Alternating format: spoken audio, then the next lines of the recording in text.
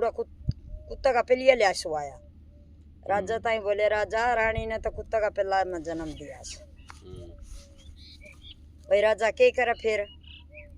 कौन बोलिया। फिर घूमती फिरती फिर पेट पड़ गया, फिर लड़का हो गया, फिर उन्हें एक बिल्ली सुवा दी, वो दूसरा भी बहू आ दिया।